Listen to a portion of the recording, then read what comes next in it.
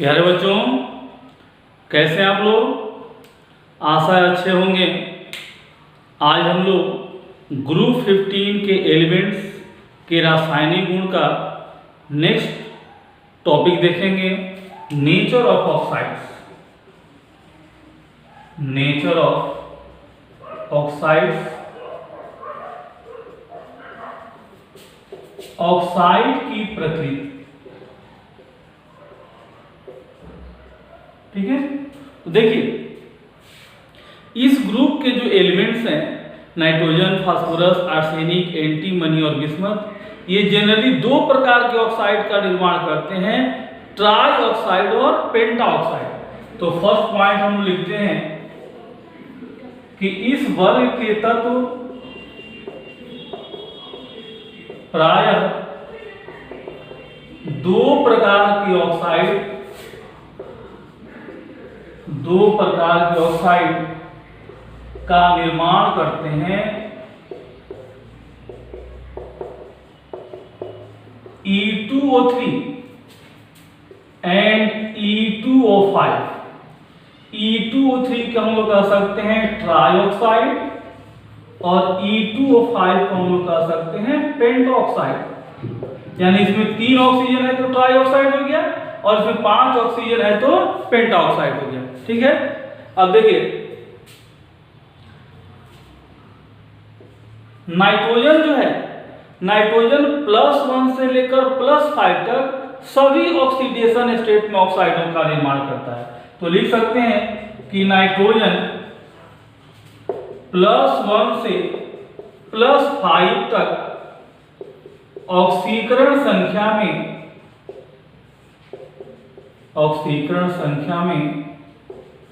Oxides का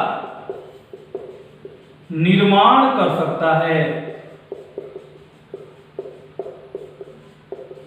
ठीक है, जैसे N2O, NO, N2O3, NO2, N2O5। अब N2O में नाइट्रोजन की ऑक्सीकरण संख्या +1 होगी, NO में +2 होगी, N2O3 में +3 होगी, NO2 में +4 होगी और N2O5 में +5 होगी। इस तरह +1 से लेकर +5 तक ये पांचों ऑक्सीकरण संख्या में ऑक्साइडों का निर्माण कर सकता है, जबकि इस वर्ग के जो अन्य तत्व होंगे वे केवल ट्राई ऑक्साइड और पेंटा ऑक्साइड का ही निर्माण कर सकते हैं। तो इसको नोट कर लीजिए।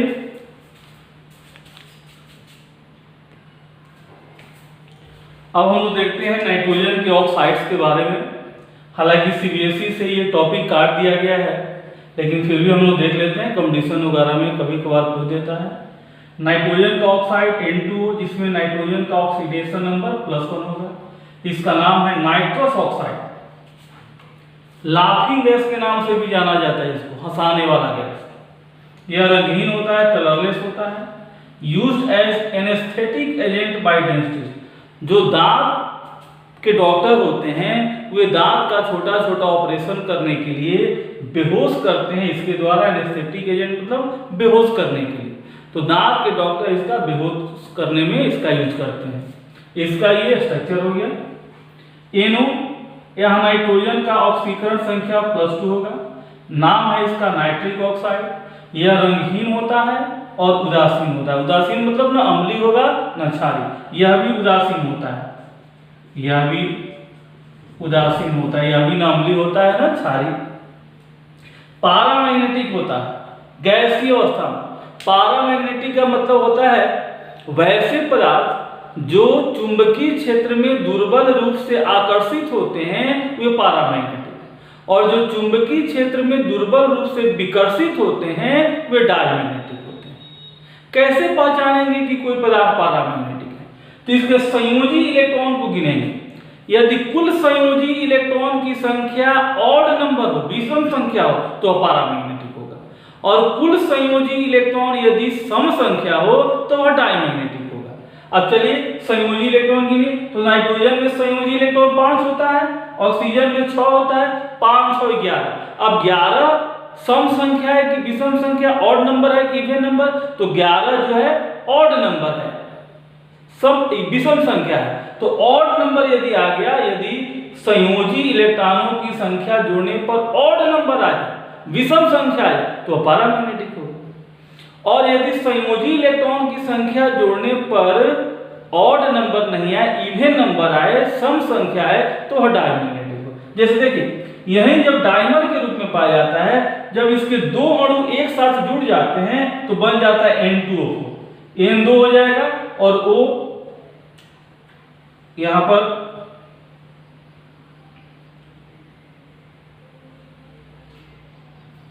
N2O2 हो जाएगा। अब यहां पर डायमर के रूप में जब पाया जाएगा, तब इसमें संयोजी इलेक्ट्रॉन की संख्या जोड़ी, तो नाइट्रोजन के बाहरी कक्ष में 5 इलेक्ट्रॉन, तो 5 दूनी 10 हो गया, और इसके 6 दूनी 12, तो 10 और 12 कितना हो गया, 22 हो गया। यह सम संख्या है, इसलिए द्रव या ठोस अवस्था में क्या होते हैं, डायमैग्नेटिक। तो ये दिमाग में रखना है, यदि किसी अणु में कुल संयोजी इलेक्ट्रॉनों की संख्या विषम है, इसको आप नोट कर लेंगे, कुल संयोजी इलेक्ट्रॉनों की संख्या विषम है तो पैरामैग्नेटिक, यानी ऑड है तो पैरामैग्नेटिक, और कुल संयोजी इलेक्ट्रॉन टोटल वैलेंस इलेक्ट्रॉन यदि इवन है, सम संख्या है, तो डायमैग्नेटिक। अब इसका उपयोग हालांकि यह काफी क्रियाशील होता है, हार्मफुल भी होता है, लेकिन यूजफुल भी होता है, बीपी कंट्रोल करने में सहायक होता है। यह क्या करता है कि ब्लड वेसल्स को उसको रिलैक्स कर देता है, फैला देता है, जिससे ब्लड का सर्कुलेशन आसानी से होने लगता है और बीपी को कंट्रोल करता है। यह इसका स्ट्रक्चर हो गया। N2O3 तीसरा ऑक्साइड, डाई नाइट्रोजन, 2 नाइट्रोजन है तो डाई नाइट्रोजन, 3 ऑक्सीजन है तो ट्राई ऑक्साइड। यह ब्लू कलर का सॉलिड होता है, सॉलिड फॉर्म में या ब्लू कलर का होता है, इसका ये स्ट्रक्चर हो गया। NO2 नाइट्रोजन डाइऑक्साइड, यह लाल भूरा रंग का होता है, बहुत ही इंपॉर्टेंट चीज है, आईआईटी में एक बार पूछ चुका है। रेडिश ब्राउन कलर का गैस होता है नाइट्रोजन डाइऑक्साइड, इसको याद रखना, बहुत इंपॉर्टेंट चीज है। द्रव अवस्था में यह रंगहीन हो जाता है, गैसीय अवस्था में यह लाल भूरा रंग का होता है, लेकिन द्रव अवस्था में क्या हो जाता है, रंगहीन हो जाता है। द्रव अवस्था में एक्चुअली यह डायमर का निर्माण कर लेता है, और डायमर जब होगा तो ये डायमैग्नेटिक हो जाएगा। यहां भी देखिए NO2 पैरामैग्नेटिक। अभी आपको हम क्या बताए कि यदि कुल संयोजी इलेक्ट्रॉनों की संख्या विषम है, ऑड है, तो पैरामैग्नेटिक होगा। तो इसमें कुल संयोजी इलेक्ट्रॉन देखिए, नाइट्रोजन में 5 हो गया और 6 दूनी 12, 12 5 17 हो गया, 17 क्या है, ऑड नंबर है, तो ये पैरामैग्नेटिक हो गया। लेकिन जब यही डायमराइज हो जाएगा, जब इसके दो अणु एक साथ जुड़ जाएंगे तो N2O4 हो जाएगा, अब यह डायमैग्नेटिक हो जाएगा। यहां आप कुल संयोजी इलेक्ट्रॉन जोड़ सकते हैं, कितना हो जाएगा, 5 दूनी 10 और 6 चौका 24 10 34, यह इवन नंबर है, सम संख्या, ये डायमैग्नेटिक हो गई। अगला है N2O5, यहां नाइट्रोजन का ऑक्सीकरण संख्या +3 होगा, यहां नाइट्रोजन का +4, यहां नाइट्रोजन का +5। यह अम्लीय गैस है, यह भी अम्लीय होता है, यह भी अम्लीय होता है, यह रंगहीन ठोस होता है। सॉलिड अवस्था में, सॉलिड स्टेट में N2O5 आयनिक यौगिक के रूप में पाया जाता है। देखिए आयनिक प्लस हो गया और ये माइनस, ये धनायन और ऋणायन, इसका नाम है नाइट्रोनियम और यह है नाइट्रेट। तो सॉलिड अवस्था में यह नाइट्रोनियम नाइट्रेट के नाम से पाया जाता है, ये धनायन हो गया और ये ऋणायन हो गया। तो ये हम लोग देखिए नाइट्रोजन के विभिन्न ऑक्साइडों के बारे में, इसको नोट कर लीजिए, तब हम फास्फोरस का देखते हैं।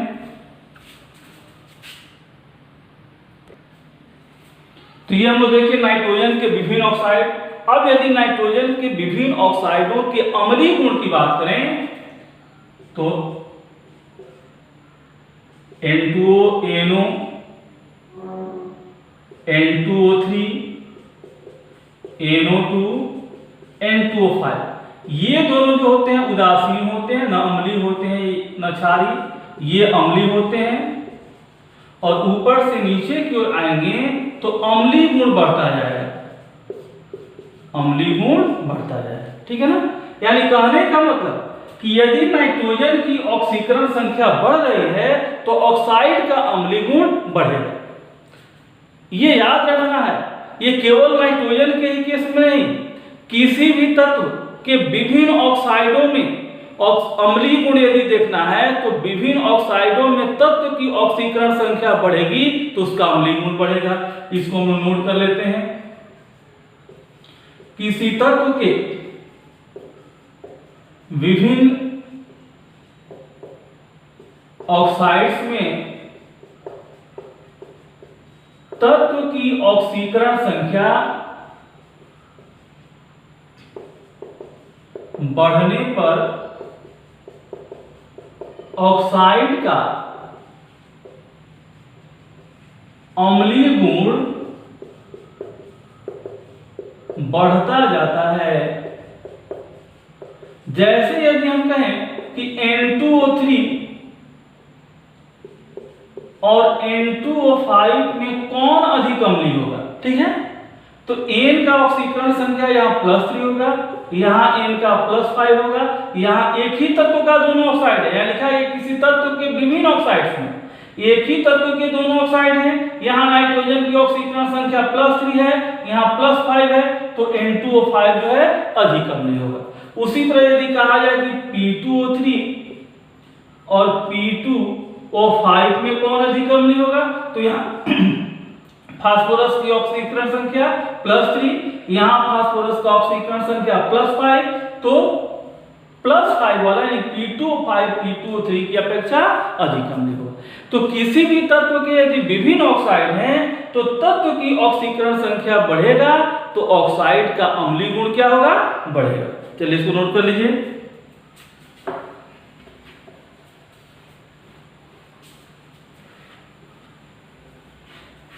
तो नाइट्रोजन के हम लोग देखें कि +1 से लेकर +5 तक यह ऑक्सीकरण संख्या में ऑक्साइड बनाता है।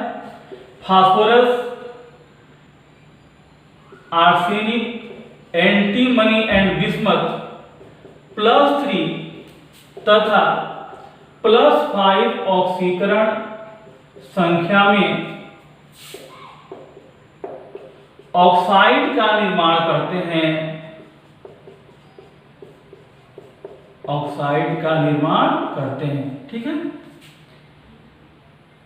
वर्ग में ऊपर से नीचे की ओर आने पर तत्वों के ऑक्साइडों का क्षारीय गुण बढ़ता जाता है तथा अम्लीय गुण घटता जाता है। ये बहुत इंपॉर्टेंट है, ऑब्जेक्टिव में पूछा जाता है। वर्ग में ऊपर से नीचे की ओर आएंगे तो ऑक्साइडों का क्षारीय गुण बढ़ता जाएगा और अम्लीय गुण घटता जाएगा। जैसे मान लीजिए हम N2O3, P2O3, AS2O3, Sb2O3 और Bi2O3 की बात करें। नाइट्रोजन फास्फोरस के ऑक्साइड अम्लीय होते हैं। इन दोनों के ऑक्साइड उभयधर्मी होते हैं और इसका क्षारीय होता है। तो ऊपर से नीचे की ओर आ रहे हैं तो नीचे क्षारीय है यानी क्षारीय गुण बढ़ेगा, और ऊपर अम्लीय है तो अम्लीय गुण नीचे से ऊपर जाएंगे तो अम्लीय गुण बढ़ेगा। तो इसमें सबसे अधिक अम्लीय कौन होगा? N2O3 जो है वह सबसे अधिक अम्लीय, मोस्ट एसिडिक, और सबसे अधिक क्षारीय कौन होगा? तो ये होगा मोस्ट बेसिक, ठीक है। सबसे अधिक अम्लीय ये होगा और सबसे अधिक क्षारीय ये होगा। उसी तरह यदि हम पेंटा ऑक्साइड की बात करें, E2O5 की बात करें, तो N2O5, P2O5, AS2O5, Sb2O5, Bi2O5 बिल्कुल सेम ऑर्डर चलेगा, यानी ऊपर से नीचे की ओर आएंगे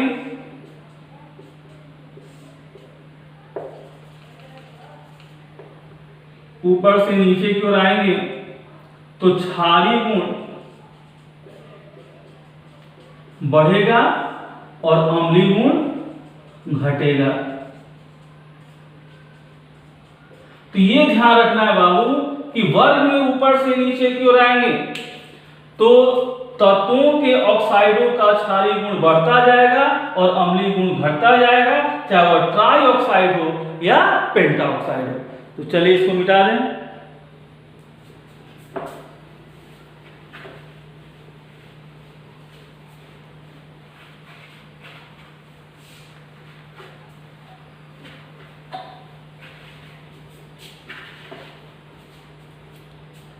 अब एक बहुत ही इंपॉर्टेंट चीज देखते हैं, जैसे पूछा जाता है P4O6 और P4O10 का स्ट्रक्चर, ठीक है।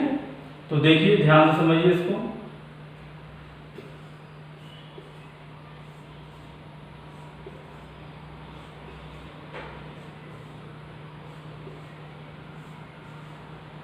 इस तरह पहले बना लिए, उसके बाद फास्फोरस जहां जहां, ये दोनों फास्फोरस को हम ऑक्सीजन से जोड़ देंगे और इस दोनों फास्फोरस को भी ऑक्सीजन से जोड़ देंगे। फास्फोरस के बाहरी कक्ष में 5 इलेक्ट्रॉन होता है, तो 1 2 3 इधर हो गया, 2 यहाँ बच गया। इस फास्फोरस का भी देखिए 1 2 3 हो गया, 2 बच गया इसका। इस फास्फोरस का भी 1 2 3 हो गया, 2 यहाँ बच गया। इस फास्फोरस का भी 1 2 3 हो गया, 2 बच गया। ये हो गया P4O6। देख लीजिए फास्फोरस 1 2 3 4 हो गया, ऑक्सीजन 1 2 3 4 5 6। P4O10 का बनाना तो पहले इसको बना लेंगे, P4O6 बना लेंगे। P हो गया,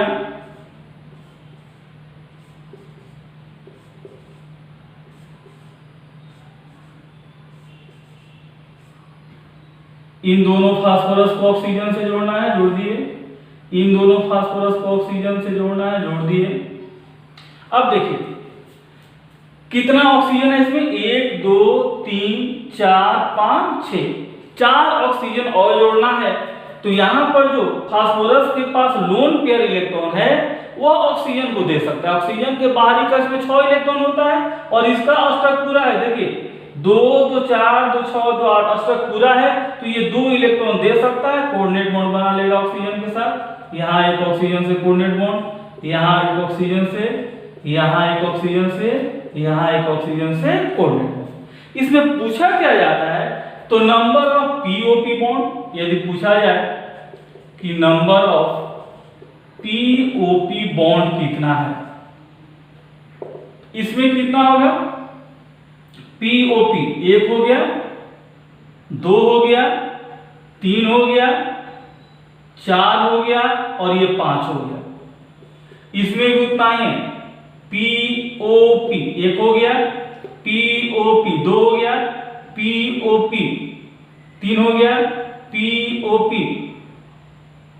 एक बार फिर से देखते हैं, POP 1 POP 2 3 4 5 और ये 6 हो गया, सॉरी। इसमें भी देख लीजिए POP 1 POP 2 POP 3 POP 4 POP 5 POP 6। तो नंबर ऑफ POP बॉन्ड कितना हो गया, 6। अब इसमें यदि पूछा जाए कि नंबर ऑफ ब्रिज ऑक्सीजन क्या होगा, नंबर ऑफ ब्रिजिंग ऑक्सीजन, यानी वैसा ऑक्सीजन जो जोड़ने का काम कर रहा है वो कितना है। तो 1 ये 2 फास्फोरस को जोड़ने का काम कर रहा है, 1 2 फास्फोरस को जोड़ने का काम कर रहा है, 3 2 फास्फोरस को जोड़ने का काम कर रहा है, 4 2 फास्फोरस को जोड़ने का काम कर रहा है, 5 2 फास्फोरस को जोड़ने का काम कर रहा है, 6 2 फास्फोरस को जोड़ने का। ये इंपॉर्टेंट है, ये पूछा हुआ IIT की परीक्षा में पूछा हुआ है, ठीक है ना, IIT या मेडिकल में पूछा हुआ था, ये भी पूछा हुआ क्वेश्चन है। नंबर ऑफ सिग्मा बॉन्ड इसमें पूछा जाता है, जैसे P4O10 में नंबर ऑफ सिग्मा बॉन्ड कितना होगा बाबू, तो सिग्मा बॉन्ड देखिए 1 2, जहां जहां सिंगल बॉन्ड या कोऑर्डिनेट बॉन्ड सब सिग्मा बॉन्ड 1 2 3 4 5 6 7 8 9 10 11 12 13 14 15 16 17 18। एक बार फिर से गिन लेते हैं, 1 क्या हो गया, 2 3 4 5 6 7 8 ये हो गया, 9 10 हो गया, 11 12 हो गया, 13, 14, 15, 16। तो नंबर ऑफ सिग्मा बॉन्ड इसमें कितना हो गया? 16। उसी तरह इसमें नंबर ऑफ सिग्मा बॉन्ड कितना होगा? नंबर ऑफ सिग्मा बॉन्ड गिन लीजिए, 1, 2, 3, 4, 5, 6, 7, 8, 9, 10, 11, 12। ये बहुत इंपॉर्टेंट चीज है, कई बार बोर्ड की परीक्षा में ये कंडीशन में पूछा हुआ है। ठीक है, अब हम लोग देखे ऑक्साइड के नेचर के बारे में, ग्रुप 15 के एलिमेंट्स के ऑक्साइड के नेचर के बारे में। अब हम लोग पिछले लेक्चर का क्वेश्चन का आंसर देखेंगे और इस लेक्चर पर आधारित कुछ क्वेश्चन।